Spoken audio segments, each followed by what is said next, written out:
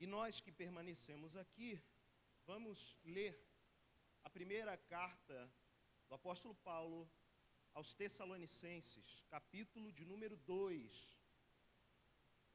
O texto que será alvo do nosso exame, da nossa exposição, do nosso entendimento, da busca do nosso entendimento e consequente prática, se encontra em todo o capítulo 2 de 1 Tessalonicenses.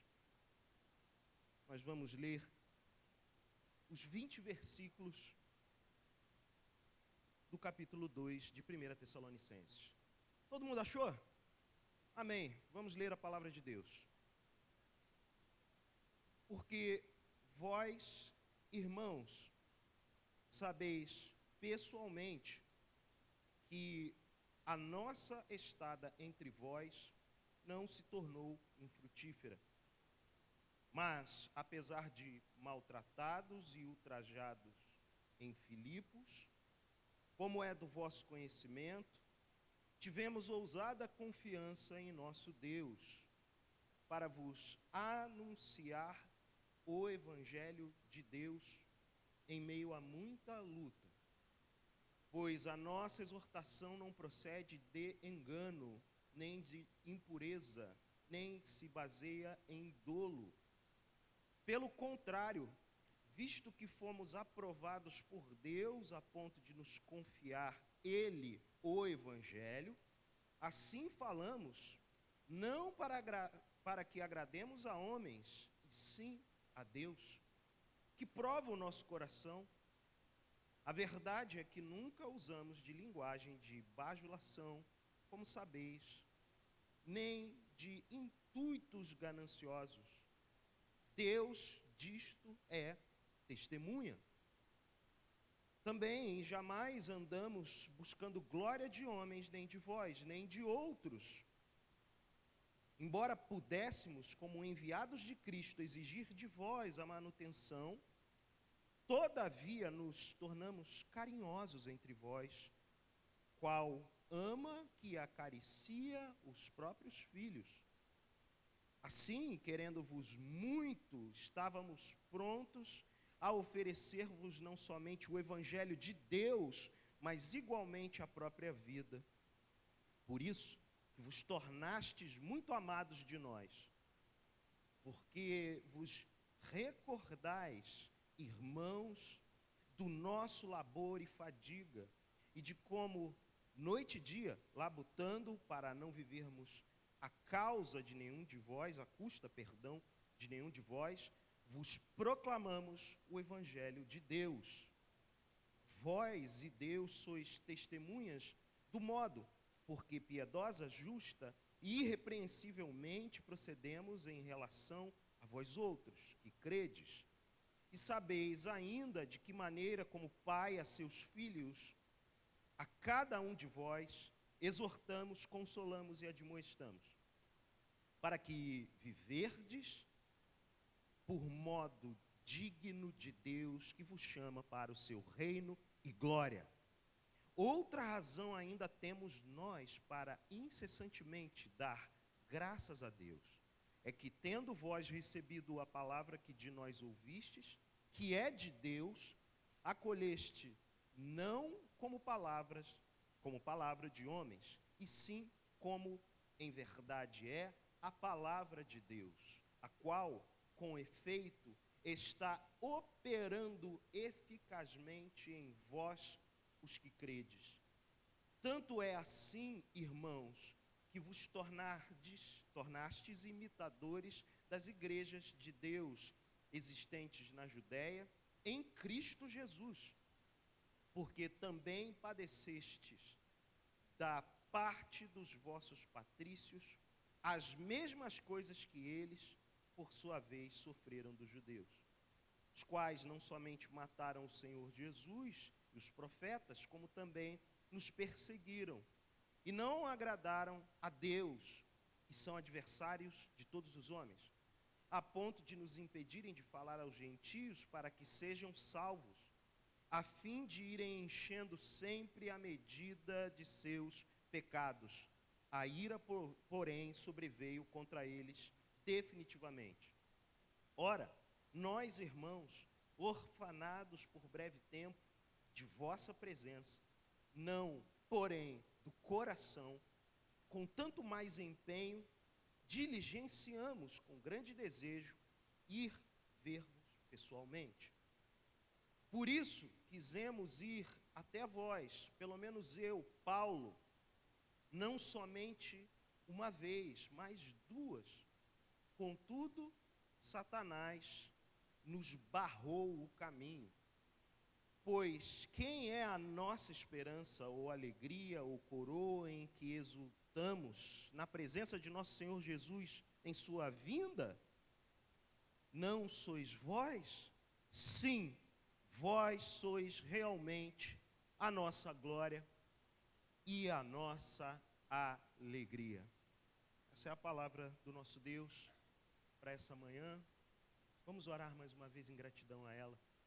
Senhor, nós estamos aqui na tua casa de oração, reunidos em assembleia solene, para, num ambiente de ações de graças, na tua santa presença, render glória e majestade ao teu nome e buscarmos juntos ouvir da tua palavra as instruções para sermos a igreja que o Senhor quer que nós sejamos.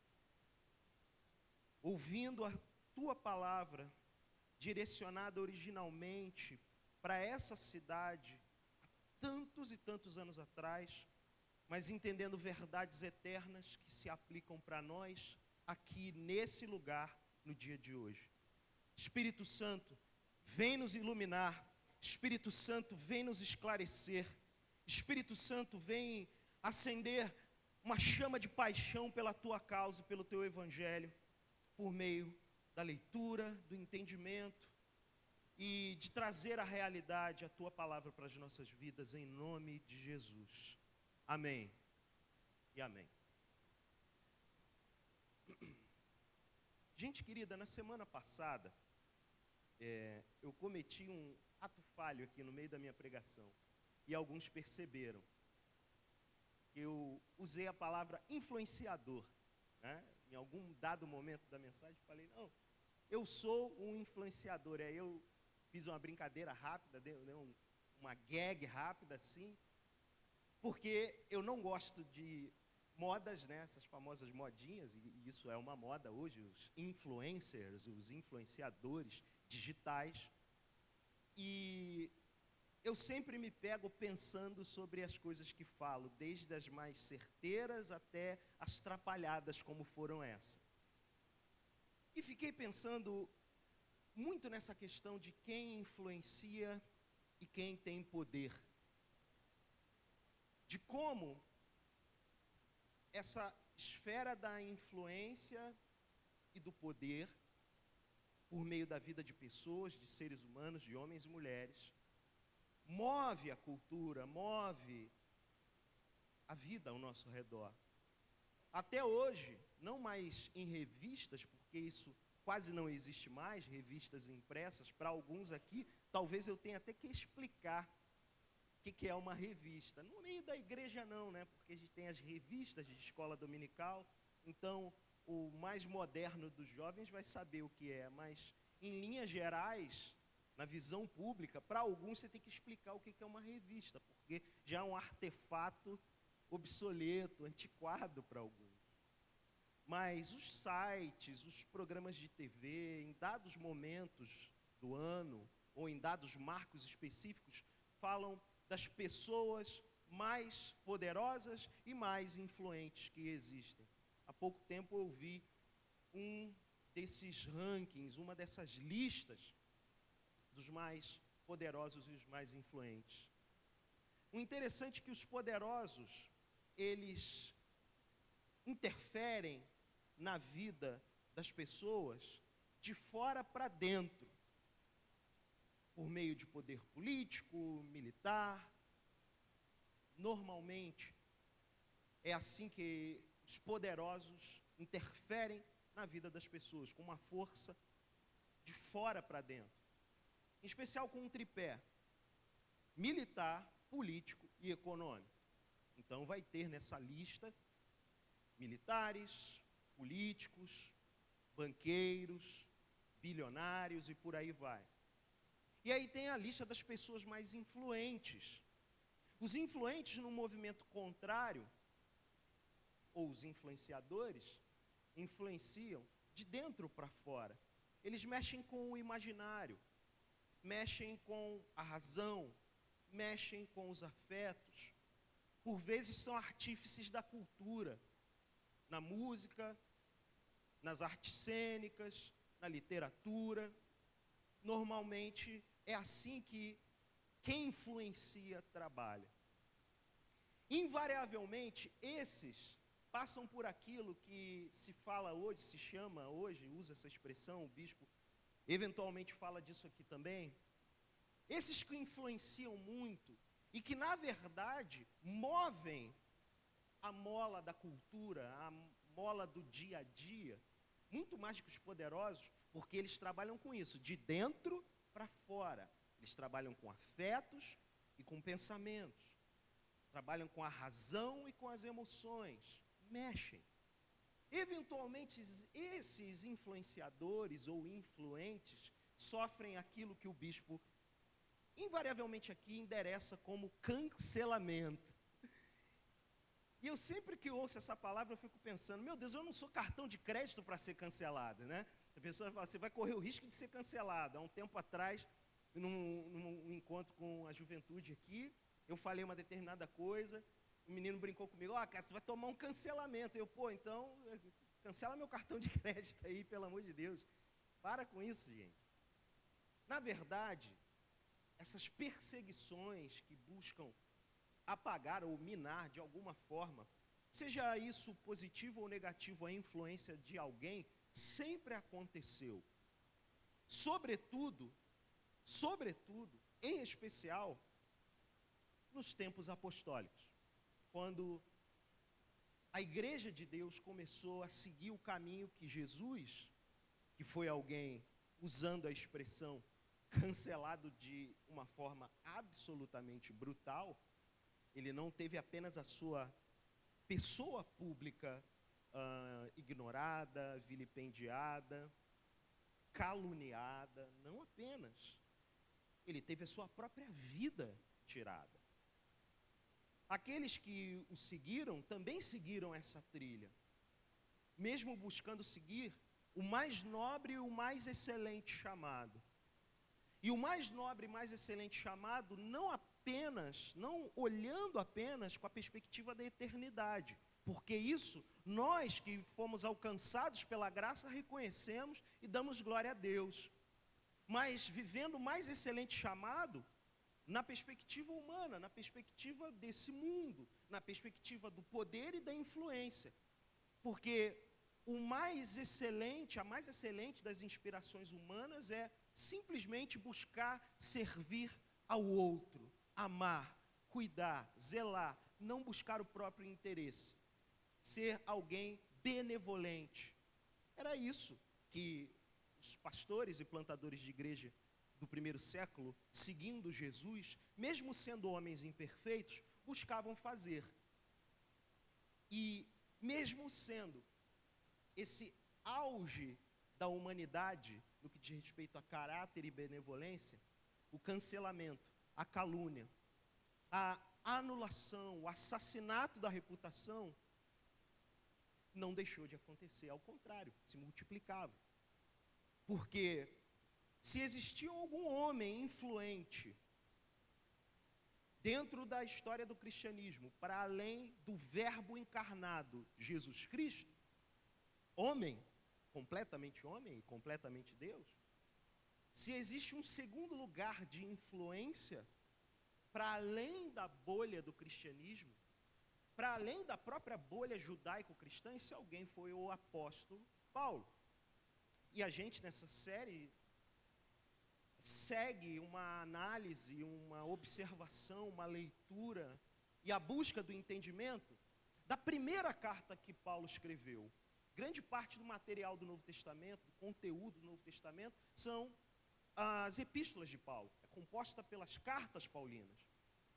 E cronologicamente, na linha do tempo, se a gente voltasse, 1 Tessalonicenses se encontra entre os anos 50 e 52 depois de Cristo, quando a carta foi composta, quando foi escrita. Como lemos semana passada, junto com outros presbíteros, Paulo, Silvano e Timóteo. E ele endereça a carta a essa igreja, lembrando do que ouvimos semana passada, e se a gente pudesse simplesmente resumir o capítulo 1, podemos dizer que ali vimos como uma igreja é edificada, como uma igreja é plantada.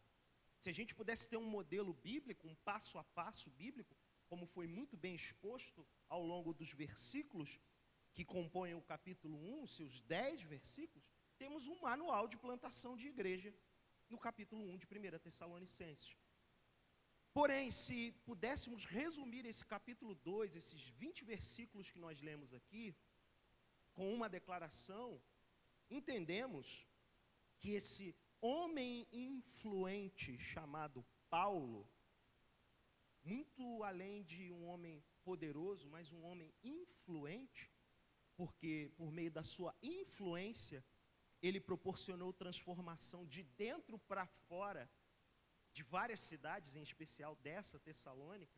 Aqui nós vemos como uma igreja é alimentada, como uma igreja é nutrida.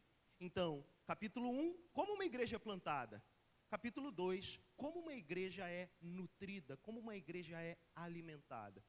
Os 20 versículos que nós lemos nos mostram isso. E a gente vai examinar aqui, passo a passo, talvez não verso a verso, para não nos alongarmos muito, para a gente não tomar muito tempo, mas buscar o conteúdo mais central de cada grande porção, que pode se dividir, como a nossa própria Almeida Revista e Atualizada, a nossa versão sugere, 3 blocos, 3 partes. E a gente pode seguir essa organização para ajudar a nossa síntese, ajudar a gente a interpretar o texto de maneira mais dinâmica.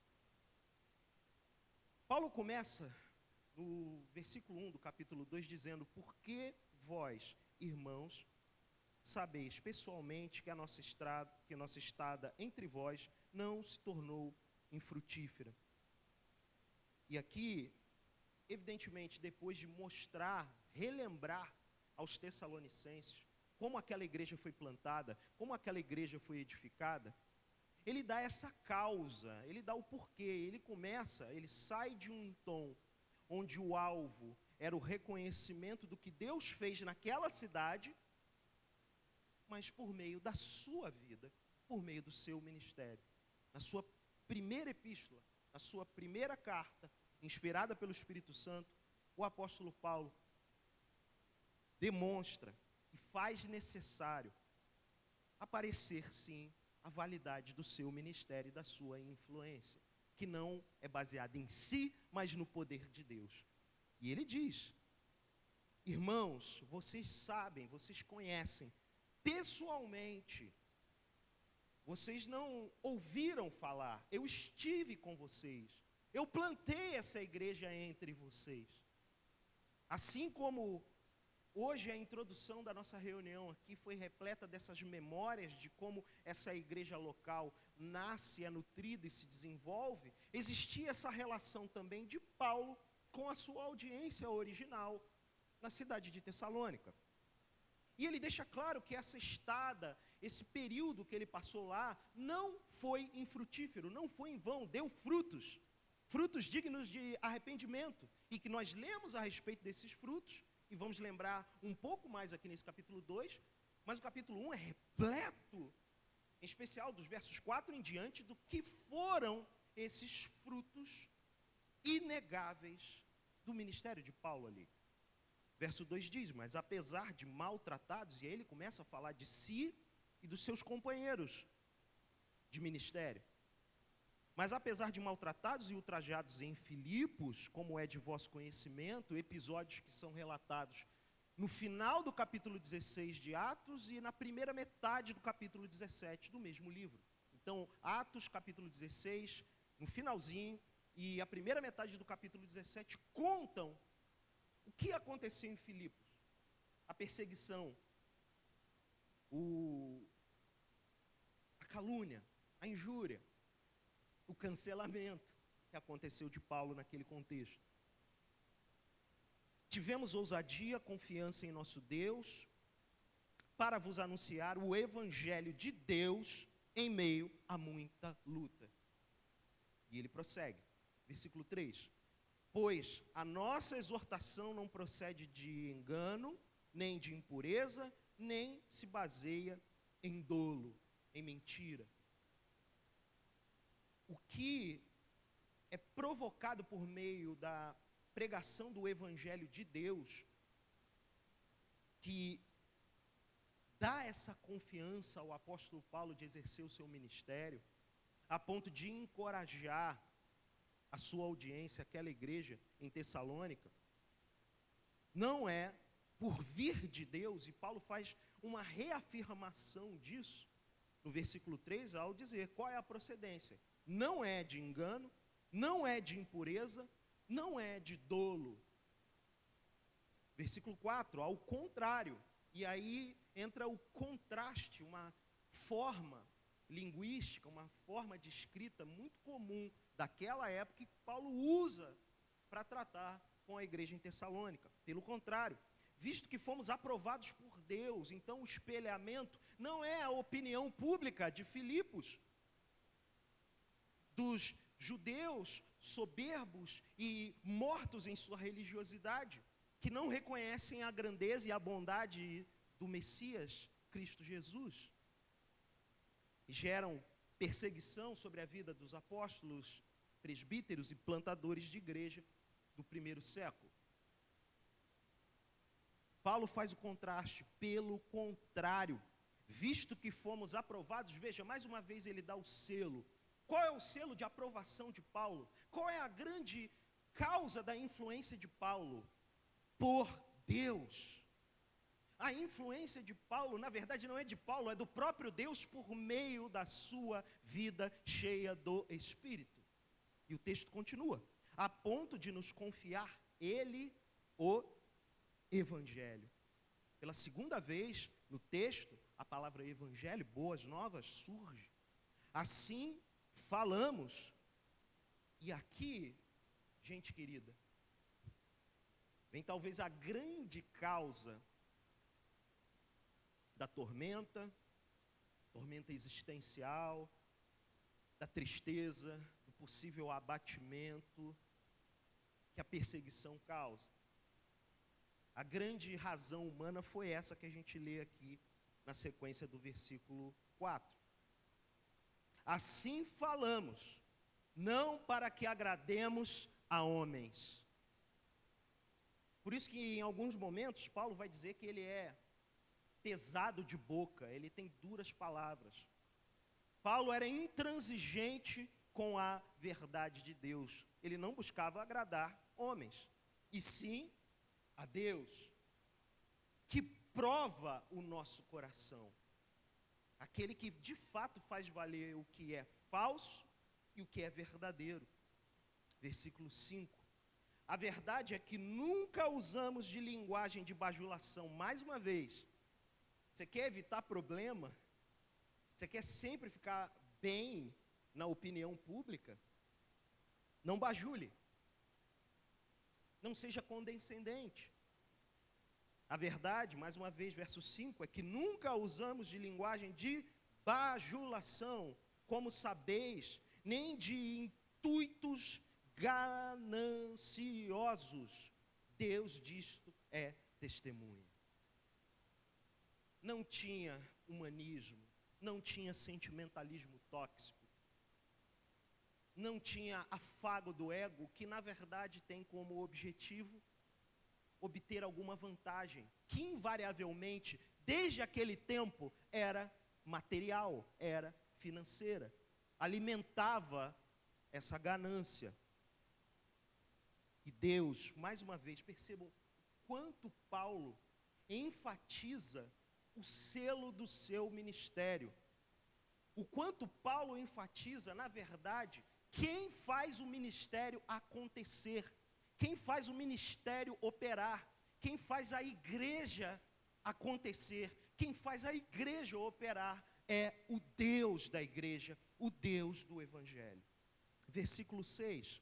Também jamais andamos buscando glória de homens, nem de vós, nem de outros. Nesses 6 versículos iniciais do capítulo 2, nós vemos o perfil de Paulo e seus companheiros como servos de Deus. A igreja que quer completar ano após ano sua carreira bem-sucedida como uma igreja que prega o Evangelho, assim como fazemos aqui nesses 28 anos de CNV Vila hoje, precisa lembrar dessa característica que os 6 primeiros versículos nos mostram. Servos de Deus. Como é bom ser um servo de Deus. Para a opinião pública, pouco se nos faz diante do nosso próprio Deus. É isso que nos importa, porque Ele prova o nosso coração, como diz o versículo 4. O versículo 6 é muito necessário a gente dar uma ênfase. Também jamais andamos buscando glória de homens, nem de vós e nem de outros. O sucesso, a fama, o reconhecimento, em algum tempo eram os ministérios pessoais, em termos de pastores e pregadores, públicos em termos de igreja, e em alguns anos,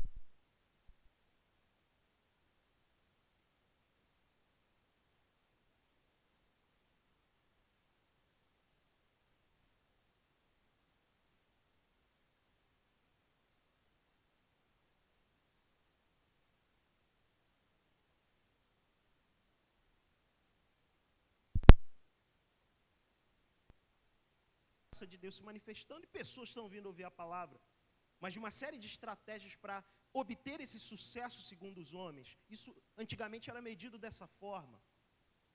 Hoje, na lógica dos algoritmos da era digital, é medido naqueles que ganham mais likes, mais seguidores, mais views em todas as redes sociais disponíveis. Essa é uma forma, quando você vende a verdade do Evangelho ao ponto de usar uma linguagem de bajulação, com intuito ganancioso, buscando glória de homens, isso fica muito claro e muito evidente para nós. Que essa glória de homens, ela tem um caminho para chegar lá. O caminho para obter glória entre os homens não é dizendo que eles são pecadores, que se não houver arrependimento, a condenação eterna será o seu destino inegável. O caminho para a glória de homens usa a linguagem de bajulação e tem como consequência a ganância. Na verdade, é um ciclo vicioso, muito longe da virtude do Evangelho, onde ganância e bajulação andam de mãos dadas. Simplesmente buscar agradar a homens. O servo de Deus serve o povo, serve pessoas, mas não serve para agradá-las, serve sempre para agradar a Deus. Uma igreja é alimentada, assim como Tessalônica foi, quando os servos de Deus se empenham, se esforçam em alimentar a comunidade de fé local, a igreja local, não com aquilo que agrada o ego do homem, mas com aquilo que agrada a vontade de Deus. Os versos 7 e 8 desdobram numa linguagem surpreendente, presta atenção. Verso 7, embora pudéssemos, como enviados de Cristo, caráter missionário do ministério de Paulo, embora pudéssemos, como enviados de Cristo, exigir de vós a manutenção, ou seja, o financiamento, o sustento financeiro, material do ministério, todavia, nos tornamos carinhosos entre vós.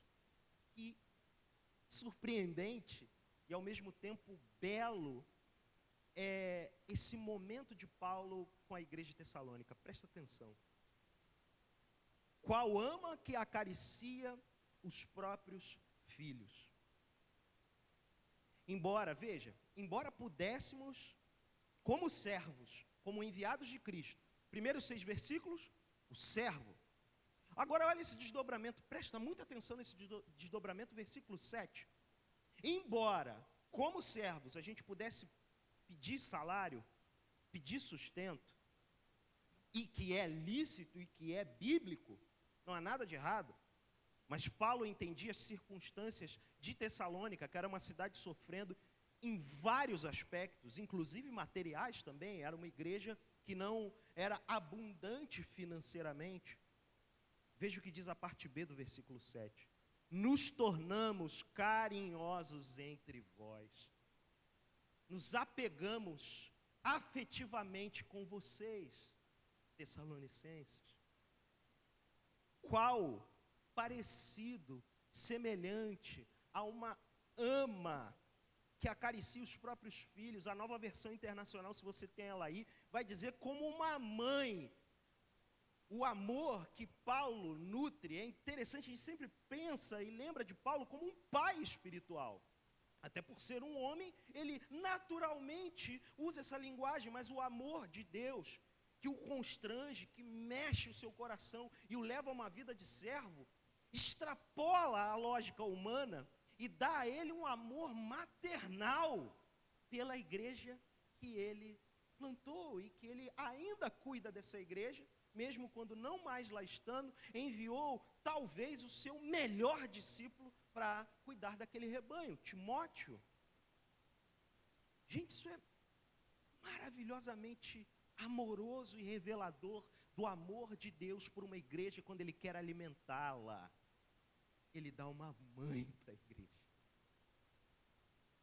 Assim, querendo-vos muito, estávamos prontos a oferecer-vos não somente o Evangelho de Deus, gente, mas igualmente a própria vida, por isso que vos tornastes muito amados de nós. Olha o amor de Paulo, o amor desse pastor, desse ministro, desse servo por essa igreja. Olha como uma igreja é alimentada, queridos.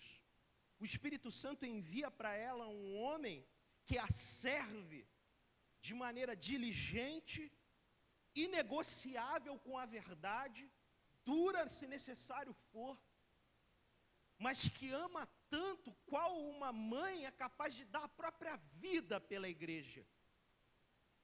Vocês estão percebendo o amor de Deus revelado nessa carta por uma igreja local? É óbvio que Paulo não faz isso pelo seu próprio amor, pelos seus próprios impulsos, pelas suas pulsões. Paulo faz isso porque ele foi alcançado por aquilo que esse mesmo versículo 8 descreve, o Evangelho de Deus, a boa nova de Deus. Ele é capaz de dar a própria vida, veja, o texto diz, mas igualmente, estávamos prontos a oferecer a própria vida. Paulo faz isso porque ele entendeu que Cristo Jesus, na cruz do Calvário, ofereceu a sua vida por ele, pelos eleitos, por aqueles que ele chamou para si. Paulo entendeu isso. Paulo internalizou isso. Paulo teve a revelação disso, a ponto de aplicar na sua própria vida, seguindo os passos de Jesus.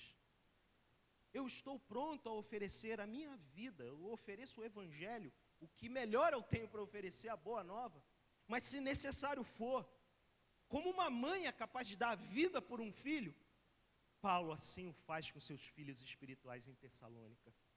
Que coisa maravilhosa e comovente esse texto revela. Versículos 9 e 10, porque vos recordais, vocês se lembram, irmãos, do nosso labor e fadiga, do nosso trabalho árduo, do nosso trabalho duro, e de como, noite e dia, labutamos, trabalhamos, ralamos no popular, para não vivermos à custa, para não vivermos financiados por nenhum de vocês. Vos proclamamos o Evangelho de Deus, mais uma vez. Versículo 10.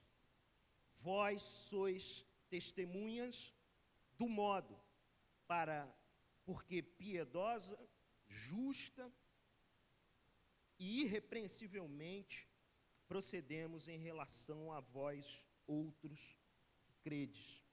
Procedimento do ministro de Deus. Eu acho maravilhosa essa escrita de Paulo e a dinâmica do texto. Como não é um texto frio, como não é uma carta protocolar, ela tem essas dinâmicas que dialogam com a razão e com a emoção, com os afetos e o pensamento, a intenção. Então ele vinha falando do seu amor maternal, um homem falando do seu amor maternal por uma igreja local, mas ele volta para o papel de servo dele e fala do seu procedimento. Procedimento muito claro, procedimento com Deus piedoso, procedimento com a igreja justo, procedimento com os homens, as mulheres em geral, irrepreensível, piedade, uma visão justa e uma postura irrepreensível. Essa foi a vida do ministro Paulo, que nutria, tinha um papel de não apenas influenciar aquela igreja, mas de nutri-la com o Evangelho de Deus. Versículo 11. E aqui Paulo volta a essa expressão familiar, versículos 11 e 12. E sabeis ainda de que maneira, como pai a seus filhos, a cada um de vós, da mesma maneira que lá, no versículo 6, queridos, lá no versículo 6, Paulo não negocia a verdade e não busca a glória de nenhum deles, ele endereça, nem de vós, nem de outros. Não estou buscando glória de homens, nem de vós, nem de outros. Aqui no versículo 11, ele diz, sabeis ainda de que maneira, como pai a seus filhos, a cada um de vós. Então, os mesmos que ele não busca a glória deles, os mesmos Tessalonicenses, essa mesma igreja que você está lendo aí, Paulo falando palavras firmes, palavras assim, intransigentes. A gente tem um problema com esse adjetivo, né? Intransigente, mas eu acho ele bom. Intransigente é não negociar. Algumas coisas a gente tem que ser intransigentes com elas. E se há algo que devemos ser intransigentes é com a palavra de Deus e sua aplicação na nossa vida. E assim era Paulo. E se tem algo que a palavra de Deus e a sua revelação provocam em nós, é a morte da glória humana. É acabar com o ego. A glória sempre é de Deus, a glória sempre é dele. A dinâmica das relações humanas, pela palavra de Deus, ela ganha um outro significado. A relação com o outro não é com esse interesse de buscar glória, mas com o interesse que o nome de Deus seja glorificado e o próximo seja servido. Isso foi uma marca da saúde da igreja bem alimentada de Tessalônica. Versículo 11, mais uma vez, sabeis ainda de que maneira, como pai a seus filhos, a cada um de vós, e aqui a linguagem já se habitua mais com o Paulo que estamos habituados, com o Paulo que estamos acostumados. O pai que provê, o pai que traz o alimento para casa, a cada um de vós. Eu não quero buscar glória de nenhum de vocês, mas eu quero dar a todos vocês, como um pai dá a seus filhos, o que a palavra de Deus provê. E aqui o verso 12 diz o que Paulo, como um pai, dá aos seus filhos espirituais em Tessalônica. Exortamos consolamos e admoestamos para viverdes por modo digno de Deus que vos chama para o seu reino e glória, para algo muito mais excelente, exortando os que estão bem, os que estão firmes na caminhada, consolando os que estão tristes, abatidos, admoestando os vacilantes, desviados.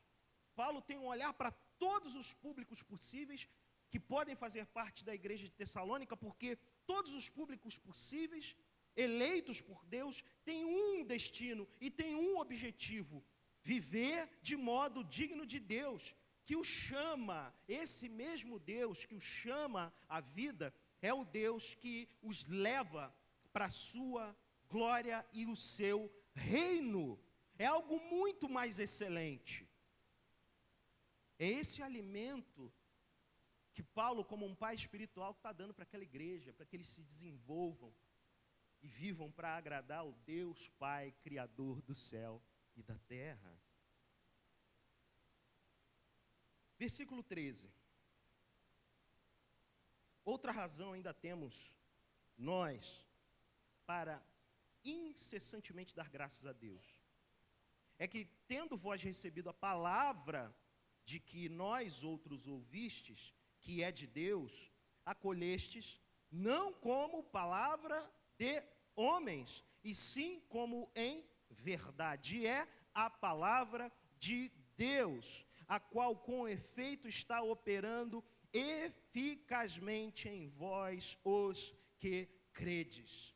No coração do capítulo, no versículo 13, bem no meio do capítulo 20, o versículo 13 nos apresenta o grande banquete que nutre a igreja em Tessalônica, e toda a igreja de Deus, e toda a comunidade de fé centrada no Evangelho, na Boa Nova, a palavra de Deus. 3 ocorrências num mesmo versículo.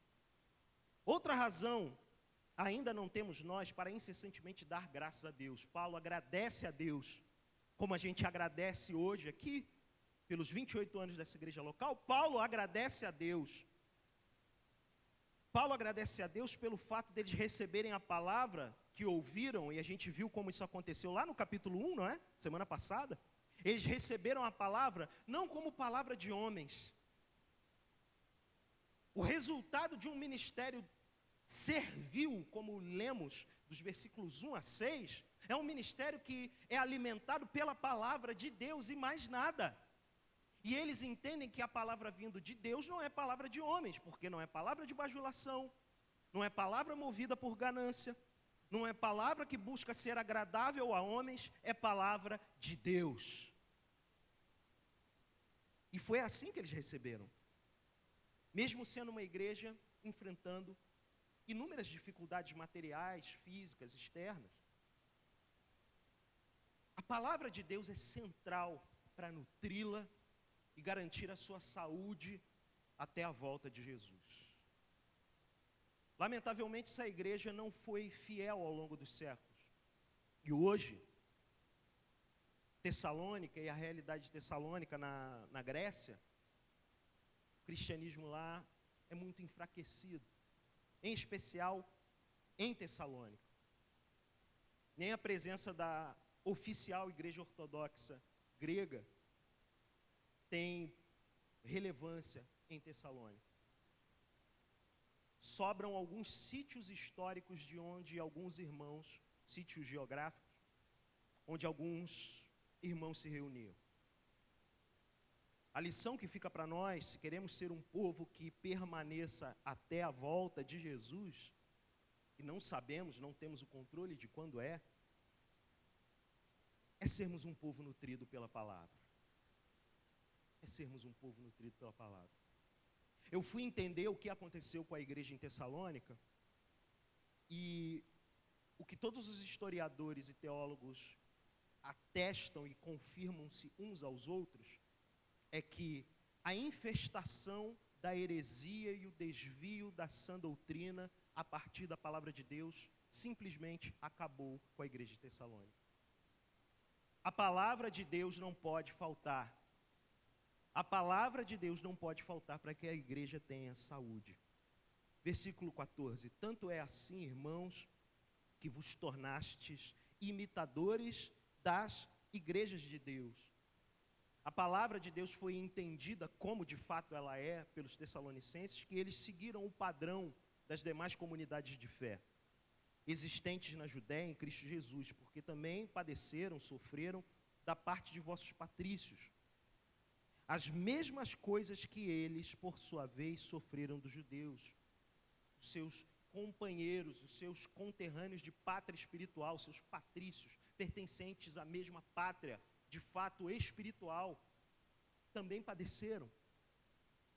Versículo 15, os quais não somente mataram o Senhor, os judeus, e os profetas, como também nos perseguiram e não agradam a Deus, e são adversários de todos os homens. O posicionamento que o judaísmo, enquanto religião instituída, já tinha assumido contra Jesus e contra os seguidores de Jesus. Já é fato, nós já conhecemos bem esses personagens históricos. Eles se tornaram adversários de todos os homens. Quando eles perseguem a Cristo e seus mensageiros, eles instituem uma guerra contra a humanidade, porque eles não querem que a palavra de Deus chegue a todos os povos.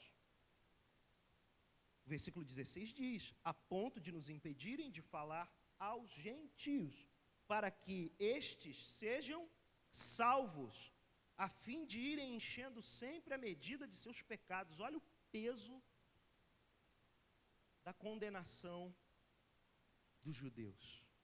A ira, porém, sobreveio contra eles definitivamente.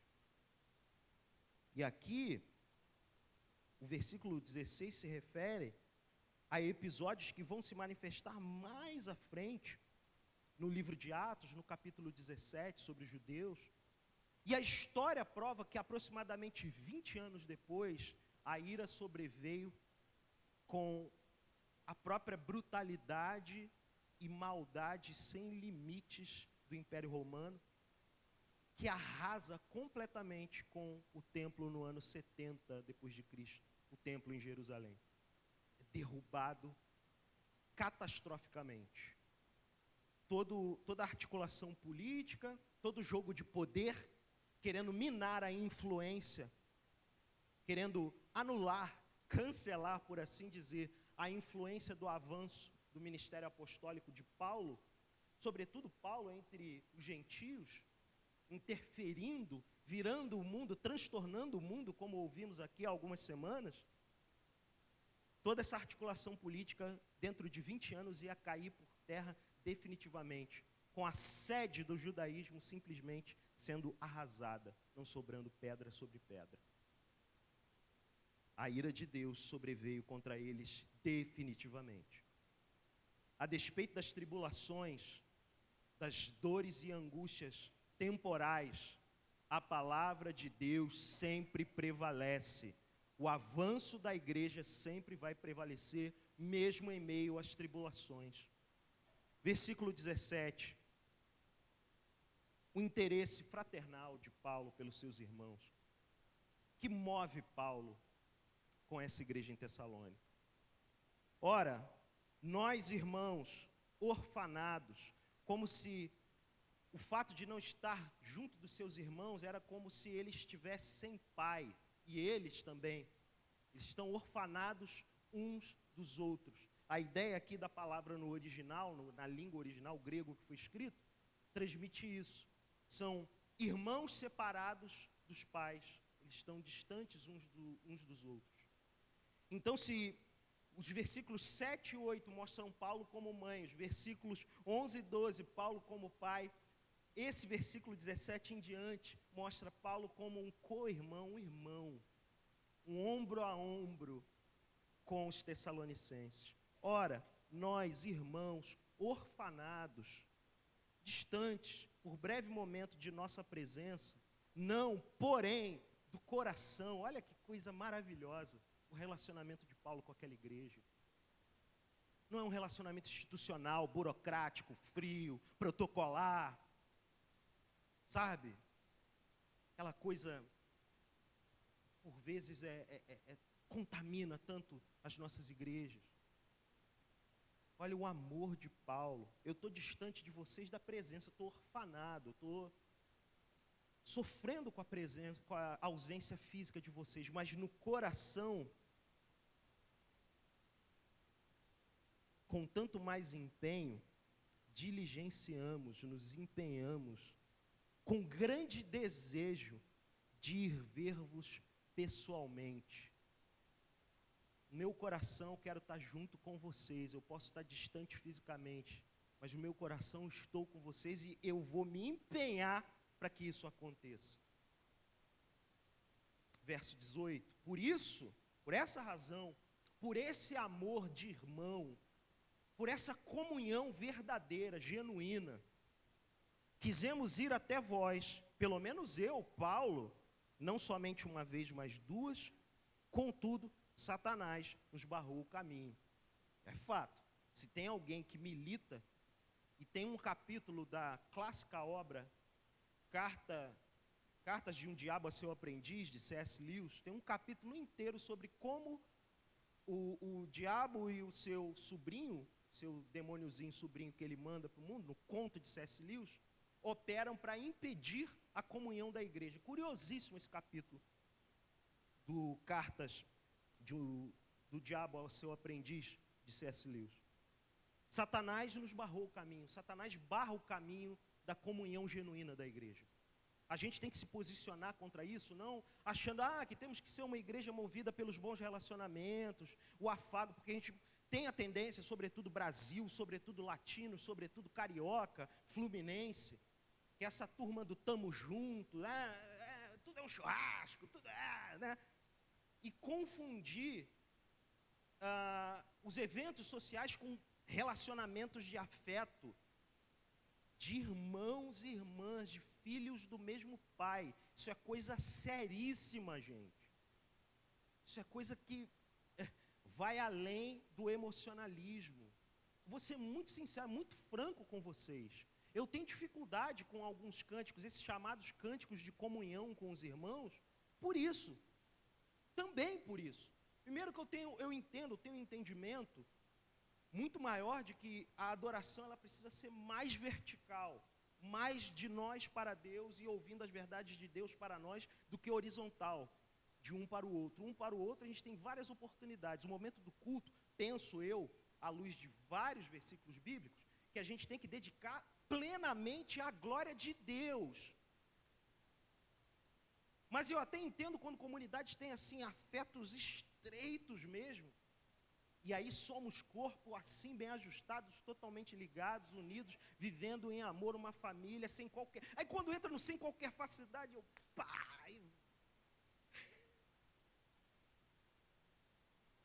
A gente precisa amadurecer, gente. Uma igreja alimentada pela palavra de Deus cresce e é capaz de ouvir verdades inconvenientes. Lá do capítulo 2, versículos de 1 a 6, a palavra do servo é uma palavra firme, intransigente com a verdade. Aí eu lembro, muito tempo atrás, num outro contexto, foi cantar essa música, eu falei, irmãozão, na boa, não vou cantar essa não, cara. Eu falei, olha, eu acho que a gente não vive esse trem aqui. Mas a gente vai profetizar quando cantar. Não, desculpa, não vai. Eu não acredito assim. Uma coisa que Deus manda a gente fazer, verbalmente, pessoalmente, intencionalmente, que é amar uns aos outros, eu não preciso profetizar, já foi profetizado e cumprido por Jesus. Cabe a mim seguir seus passos apenas, na vida real, sem pantomima, sem teatro. O amor de irmãos encontra barreiras por causa da ação do diabo, e a gente tem que se posicionar contra isso. Se posicionar contra coisas esquisitas, ruídos, sabe? Isso tem que ser erradicado do nosso meio, em nome de Jesus, para seguirmos como uma igreja saudavelmente nutrida pela palavra de Deus. Uma igreja de gente que amadurece, que cresce. Não apenas envelhece, mas que amadurece, gente. Um sábio homem de Deus que já foi para a glória dizia isso: coisa boa é poder amadurecer espiritualmente antes de ficar velho. Ele se achegou ao Senhor com uma certa idade, esse irmão, esse pastor, e ele falava, como eu queria amadurecer antes de ser velho. Fica aqui um grande desafio para todos nós, em nome de Jesus. Versículo 19. Pois quem em nossa esperança, ou alegria, ou coroa em que exultamos na presença do nosso Senhor Jesus em sua vinda? Olha como Paulo se endereça nessa pergunta retórica à igreja. Ele está falando da própria igreja. A nossa esperança, a nossa alegria ou a nossa coroa, porque ele entende que na eternidade, quando Jesus voltar, na parúzia, em sua vinda, parúzia do grego, a volta de Jesus, quando se cumprir Maranata, ora vem, a coroa, o fruto desse trabalho árduo de um servo que ama como uma mãe, que ama como um pai, e ama como um irmão, vai ser lá a coroa desse ministério de ter servido aquela igreja. É na eternidade. Paulo trabalha para a eternidade, gente. A igreja, que é bem servida e bem nutrida, ela tem foco na eternidade, não no aqui e agora.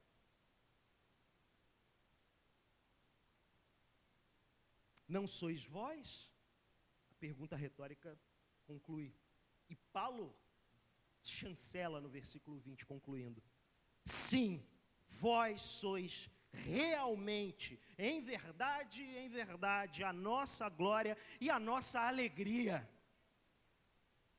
A igreja em Tessalônica não dava um bom salário a Paulo, não dava respaldo de opinião pública a Paulo, não dava fama segundo os homens a Paulo, mas por ser uma igreja nutrida na palavra, obediente à palavra de Deus, ela dava a Paulo glória na presença de Deus e alegria. Eu não sei você, mas esse breve relato de como uma igreja é nutrida é muito encorajador para mim. Eu espero que seja para todos nós. Essa foi a forma como Deus nutriu uma igreja lá nesse período aí do meio dos anos 40 depois de Cristo, até quando a carta deve ser concluída, 52 depois de Cristo. 2000 anos atrás. Como a gente pode vivenciar isso hoje? Creio que é absoluto para nós aqui nos voltarmos para alguns aspectos. O versículo que fala do procedimento de Paulo, versículo 10. Temos que sempre lembrar que a liderança da igreja, ela tem que ter esse procedimento com Deus, piedoso, piedade, vida devocional, uma clara vida devocional, com a igreja, justo. Justo não é apenas ser bondoso, é entender que a bondade se manifesta quando falamos também da severidade de Deus, e com os homens e mulheres e o mundo em geral irrepreensíveis, santidade ao Senhor. Então essa marca a respeito do ministro, eu dou glória a Deus de não, sem bajulação, eu posso olhar isso na vida do meu pastor, e eu creio que todos nós podemos concordar com isso também, e celebrar o bem-sucedido ministério de chegar até 28 anos de igreja, porque Deus tem olhado a fidelidade desse servo também. Porém, é necessário entendermos como o versículo 13 nos mostrou, o papel da palavra de Deus para que essa igreja seja bem-sucedida. O papel da palavra de Deus pregada, todo o conselho de Deus, a fé que de uma vez por todas foi dada a nós, como diz Judas, versículo 3. A pregação sistemática, intencional, incansável, laborial da palavra de Deus. O tempo todo, não nos cansarmos. Ah, mas já pregou em Tessalonicenses em algum momento? Eu lembro, eu estou aqui há 6 anos desses 28. Uma pequena parcela de toda essa história. Eu já ouvi pregações em 1 Tessalonicenses aqui. Não importa, porque sempre que a palavra de Deus é trazida a nós, contando uma história de 2000 anos atrás, a aplicação que o Espírito Santo dá, iluminando o nosso coração, molda a nossa vida, pelo fogo da sua presença, para nos transformar hoje e agora, para a glória dEle. E quem faz isso é a palavra de Deus e não a palavra de homens. A palavra de homens pode nos mudar por um período ou outro, mas só a palavra de Deus nos muda de maneira definitiva. Por isso precisamos de maneira intransigente, ser pregadores da palavra de Deus, que apresenta o evangelho de Deus, a boa nova de Deus. Em último lugar, eu creio que há um grande convite desse ministério paternal, de um púlpito comprometido com piedade, justiça e irrepreensão, que se afirma à luz da palavra de Deus, que confessa a sua fé à luz da palavra de Deus, e consequentemente ama com uma paternidade espiritual o seu rebanho. 3 públicos: animados, abatidos e afastados. 3 ações: convocação, encorajamento e insistência. O versículo 12 diz que Paulo amou aquela igreja como um pai, fazendo o seguinte: em primeiro lugar, exortando, que é o mesmo que convocando, chamando. A exortação visa a continuar trazendo, elevando o potencial daqueles que estão bem. E eu creio que, para a glória de Deus, tem gente caminhando bem na nossa jornada espiritual. Tem gente que ora, tem gente que jejua. Essa igreja chegou a 28 anos, como o bispo bem disse, não só pelo esforço dele, acima de tudo, pela graça de Deus, para a glória dele, e por meio dos santos que se reúnem nessa comunidade. Então tem gente que está animada, que está bem.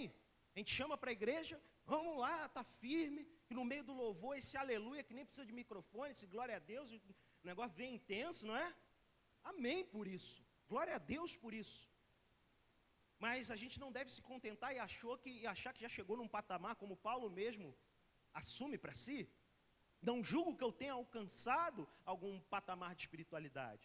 O papel do ministério comprometido com a palavra de Deus e que ama como um pai ao seu rebanho, é esse papel que continua. Vá, siga. Você está animado? Ok, não se contente. Continue subindo essa montanha, continue subindo esse monte, continue essa jornada, essa subida de santificação, para se tornar cada dia mais um homem, uma mulher parecidos com Jesus. Exortação, recebam exortação. Você é maduro, receba uma exortação de bom grado. Você está animado, receba a exortação de bom grado. Uma palavra que fala que a gente precisa mudar a rota, por exemplo, da forma como nos relacionamos no convívio da igreja. Seja intencional, anime-se em falar com as pessoas, sem precisar de vir para o irmão do seu lado, como normalmente a gente faz na liturgia. No dia a dia, que é mais eficaz. Pega telefone, liga, manda mensagem. Isso é um exemplo, tá? Um mero exemplo. Podem ser outras coisas. Se você está animado, ouça a exortação. Teve uma exortação aqui nesse sentido. Eu estou trazendo ela para essa aplicação, ok? É isso que a gente precisa entender. Quem está animado, ouve a exortação como uma convocação. Você está bem? Deus está contigo, o Espírito Santo está te enchendo, e você está naquele momento, naquela época da vida, porque a jornada espiritual tem isso, altos e baixos também. Você está nesse momento, cheio do Espírito, cheio de Deus. Anime-se e receba a convocação de Deus por meio da sua palavra. Mas a vida da igreja não é uma vida uniforme, estática, não é uma fábrica, onde as pessoas são linha de produção em série, isso é um organismo. Então é possível que dentre animados hajam abatidos. Pessoas entristecidas, fadigadas por uma série de razões na vida. Saiba, a palavra de Deus vem para você como consolo. Existe encorajamento para você, meu irmão, minha irmã. Não vai ser com uma mensagem triunfalista, não vai ser com uma mensagem que afaga o seu ego, não vai ser com a mensagem de bajulação, não vai ser com a mensagem que agrada aos homens. A melhor forma de quem está abatido pela luta da vida é ser consolado, sim, pela palavra de Deus, encorajado, sim, pela Sagrada Escritura. E é nessa hora que temos que ter fé para vivenciar aquela realidade que a gente vem falando já há 2 domingos, vamos continuar hoje à noite, de sinais e prodígios. onde a presença do Espírito Santo se manifesta no meio do povo, onde a gente tem que orar e pedir, Deus, isso aqui não é só explicação de um texto histórico. O meu cuidado, por vezes eu tenho pensado, meu Deus, eu não suo só porque eu sou um cara calorento, mas eu suo porque eu estou numa luta, um verdadeiro wrestling aqui, com a sã doutrina de pregar, de expor a verdade. Mas não apenas ser um professor, ficar falando de grego, ficar falando de história e geografia. Isso aqui é a palavra de Deus. Isso aqui é para gerar vida em quem está abatido também. E para quem está abatido, a palavra de Deus, iluminada pelo Espírito Santo, traz encorajamento. Não vai ser encorajamento com palavrinha motivacional, a gente até brinca, né? Eu gosto dos cortes da Vila, a gente fala com o nosso querido Mike, que ele faz os cortes, e os cortes não são cortes, que é um taludo, né? Uns 6 minutos, é um corte grande.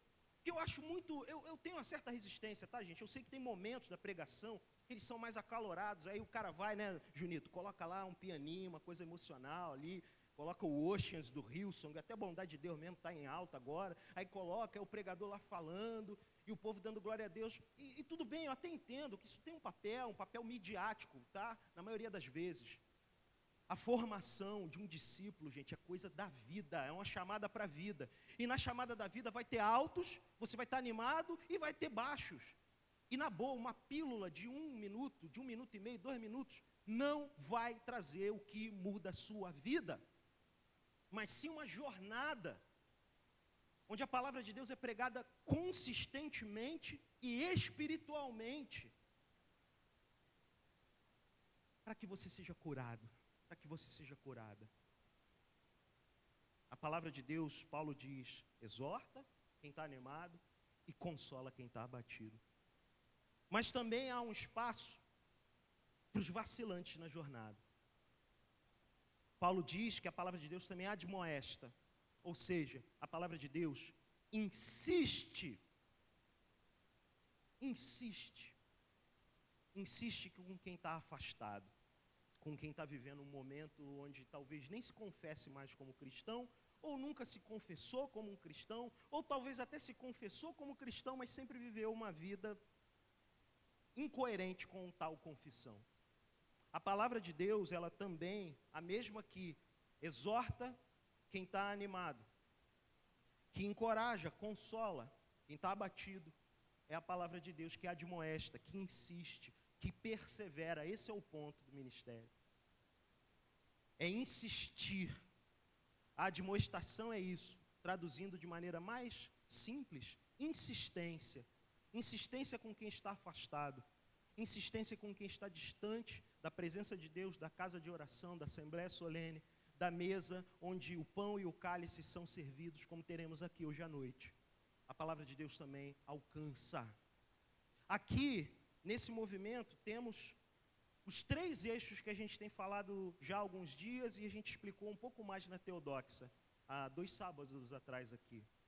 Há essa confessionalidade firme para aqueles que de fato estão animados na jornada, dedicados em entender, conhecer e aprender mais da palavra de Deus e da sã doutrina. A espiritualidade que vem sobre todos nós, mas cura de maneira muito específica aqueles que estão abatidos pelo entristecimento, pela fadiga ou qualquer outra circunstância ruim da vida.